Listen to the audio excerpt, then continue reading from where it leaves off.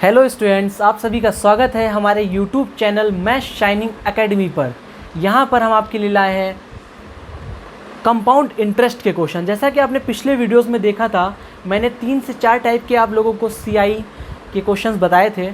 जो भी मैं क्वेश्चंस करा रहा हूँ, मैं वो इस एसएससी की राकेश यादव सर की बुक से क्वेश्चन सॉल्व करवा रहा हूँ, जो कि एसएससी सीजीएल सीएचएसएल एमटीएस सबके लिए बेस्ट बुक है। मैथमेटिक्स की इससे अच्छी बुक हो ही नहीं सकती।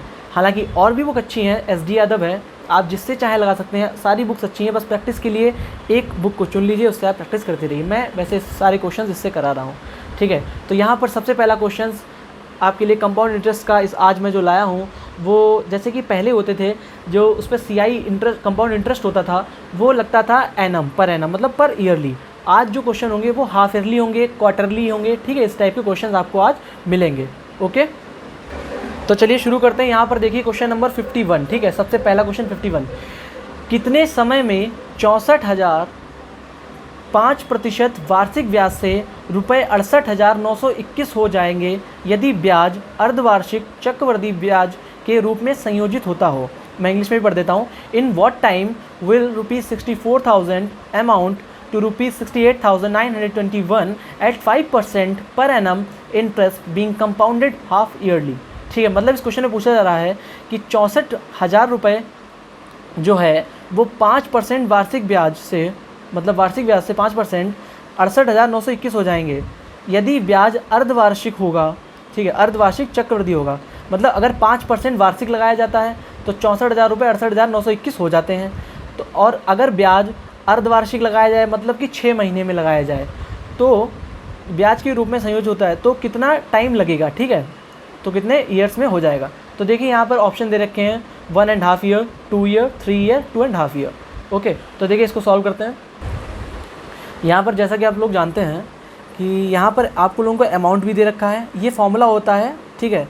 जैसे कि जब आपको अमाउंट निकालना हो या प्रिंसिपल निकालना हो या रेट निकालना हो, या आपको सब कुछ दे रखा हो, टाइम निकालना हो। यहाँ पर लोगों को अमाउंट भी दे रखा है, प्रिंसिपल भी दे रखा है, यहाँ पर आप लोगों को रेट भी दे रखा है 5%, और आपसे ईयर पूछे गए हैं कि कितने ईयर लगेंगे।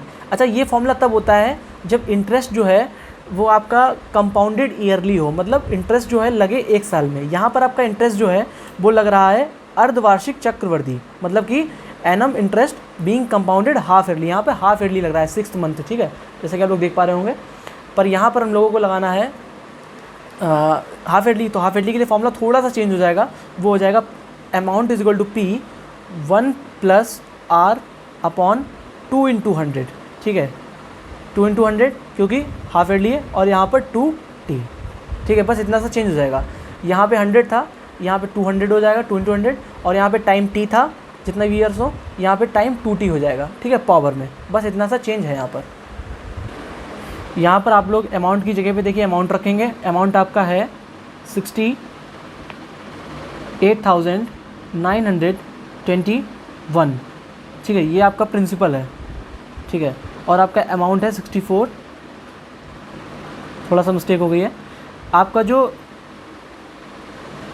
प्रिंसिपल है वो आपका है 64,000, ठीक है, और 68,921 वो आपका है अमाउंट। तो सबसे पहले तो आप लोग यहाँ पे अमाउंट रखेंगे। अमाउंट आपकी वैल्यू हो जाएगी 68,921, ठीक है, और जो प्रिंसिपल है इसको नीचे ले आइए, बाद में नीचे लाना ही पड़ेगा, तो उससे पहले डायरेक्ट आप ले आते हैं 64,000, ठीक है। अब यहाँ पर आप लोगों का P तो नीचे चला गया, अब 1 + R कितना आपका 5%, ठीक है, और ये आपका नीचे हो जाएगा 200, 2 × 100 200, ठीक है। ये आप लोगों को समझ आ रहा है इतना। और ऊपर पावर जो T, ये 2T थी, तो यहाँ पर 2T का 2T ही रहेगा सेम, ठीक है। ये आपका हो जाएगा 1, ये हो जाएगा 40, ठीक है। और ये देखिए ये यहाँ 68,921, ये आपका 41 का क्यूब है, ठीक है। आप लोगों को क्यूब्स जो है याद करने होंगे। और 64,000 जो आप लोगों का है वो 40 का क्यूब है, ठीक है। 4 × 4 = 16, 16 × 4 = 64, और 0 के 000, ठीक है। अब यहाँ पर आपका ये हो जाएगा 1/40, तो 1 + 1/40, ठीक है, 2T। ये आपका फॉर्मूले के मेथड से थोड़ा सा लॉन्ग जाएगा, अभी मैं शॉर्ट ट्रिक भी आप लोगों को बताऊँगा, ठीक है। तो ये आपका हो जाएगा, ये पावर 3 इसको कॉमन ले लेंगे, ठीक है, ये आपका होल 3, और ये आपका 41 × 40 + 1 41, ठीक है, अपॉन 40 की 1 से मल्टीप्लाई 40 और +1 41 41/40, और इसकी पावर कितनी हो जाएगी 2T। जहाँ पर बेस सेम हो वहाँ पर पावर जो है आप लोगों की ऐड भी होती है और इक्वल में इक्वल हो जाती है। तो 2T = आ जाएगा 3, ठीक है। तो t इज इक्वल टू 3/2, तो t इज इक्वल टू इसको करेंगे तो 1 राइट 1/2, मतलब 1.5 साल, ठीक है, 1.5 साल, दैट इज दिस वन। आशा करता हूँ कि आप लोगों को ये क्वेश्चन समझ में आया होगा, ठीक है। ये आपका था लॉन्ग मेथड से, ठीक है, मतलब फॉर्मूले बेस से। अब मैं आपको बताऊँगा शॉर्ट ट्रिक से, ठीक है। देखिए फर्स्ट मेथड जो था ये आपका फॉर्मूला बेस था, तो थोड़ा सा लॉन्ग रहा। मैं आपको शॉर्ट ट्रिक में बताता हूँ। देखिए सबसे पहले तो रेट आप लोगों को 5% दे रखा है, ठीक है, तो 5% को 5/100 की फॉर्म में करेंगे, 1/40 हो जाएगा, ठीक है। अब देखिए 40 आपका क्या था, प्रिंसिपल था, और 1 आपको क्या हुआ, प्रॉफिट हुआ, तो प्रिंसिपल प्लस प्रॉफिट मतलब ब्याज हुआ, ठीक है, CI। तो ये आपका ऐड होगा तो आपका मिलेगा जाके अमाउंट, तो 41 ये हो जाएगा आपका अमाउंट, और नीचे आपका रखेंगे प्रिंसिपल, ठीक है। अब देखिए जो भी होता है ये आपके अगर एक बार है तो आपका ये हो जाएगा, और अगर आपका 2 बार है तो इसका स्क्वायर होता है, और अगर 3 साल लगता है तो इसका क्यूब होता है, ठीक है। तो अब हम लोगों को नहीं पता है कि इसका क्या है, तो सबसे अब हम लोग दूसरे मेथड से पर हम लोग को इतना पता है कि जो CI लग रहा है वो आपका हाफ ईयरली लग रहा है, ठीक है, कंपाउंडेड हाफ ईयरली। तो यहाँ पे जो भी होगा वो पावर 2t में होगा। वैसे तो हम लोग पावर t में रखते हैं, पर ये हाफ ईयरली है तो एक साल में कितने होते हैं, 2 6 मंथ होते हैं, ठीक है। 6 मंथ कितने होते हैं, 2, तो 2 हाफ ईयर होते हैं, ऐसे कह सकते हैं आप। तो यहाँ पे पावर 2t हो जाएगा, ठीक है। अब आप लोगों को क्या करना है, इसके इक्वल ऊपर देखिए ये आपका क्या है, अमाउंट है, तो आप लोगों को सीधे अमाउंट रख देना है। अमाउंट की वैल्यू आपकी क्या दे रखी है, 68,921 अपॉन आपको नीचे दे रखा है 64,000, ठीक है, प्रिंसिपल। ये आपका अमाउंट है और ये आपका प्रिंसिपल है, ठीक है। आप लोगों को समझ आ रहा है, आशा करता हूँ आप लोगों को समझ आ रहा होगा, ठीक है।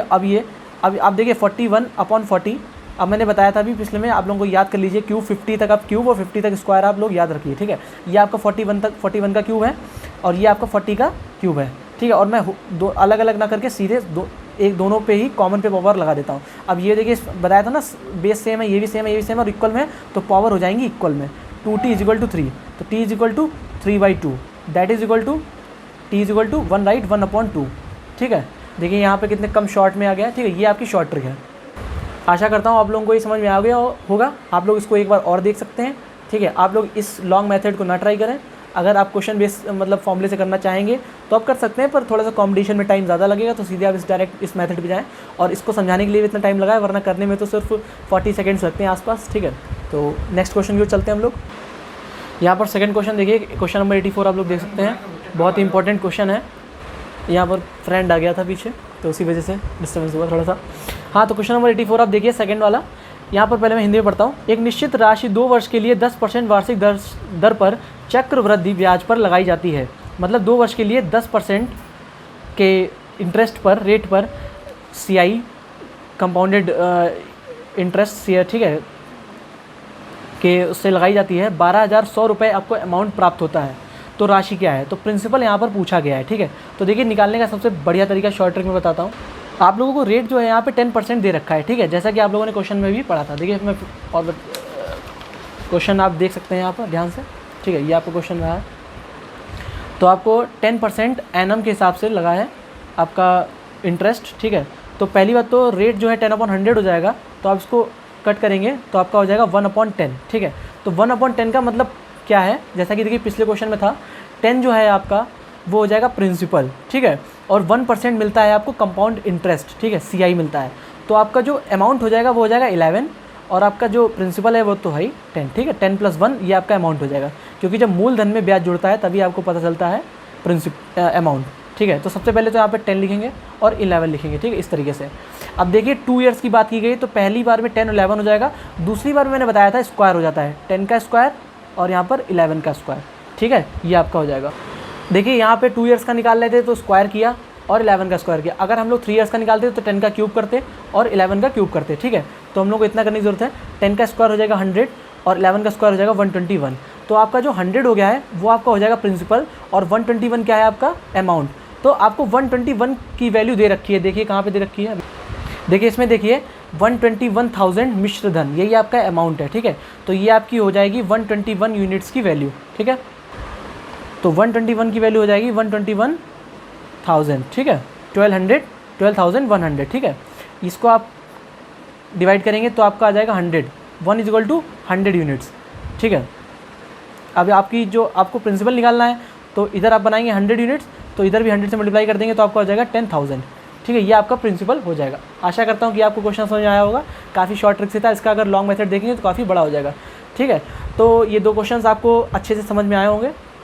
अगली नेक्स्ट सीरीज़ में और डिफरेंट टाइप के क्वेश्चन मैं कराने की कोशिश करूँगा। ठीक है, और बाकी आप लोग प्रैक्टिस कर सकते हैं राकेश यादव की बुक से और SD यादव की बुक से, जिस बुक से आप चाहें। आज के लिए बस इतना ही, मिलते हैं नेक्स्ट वीडियो में। Thank you for watching my video and please like and subscribe my channel. Thanks for watching.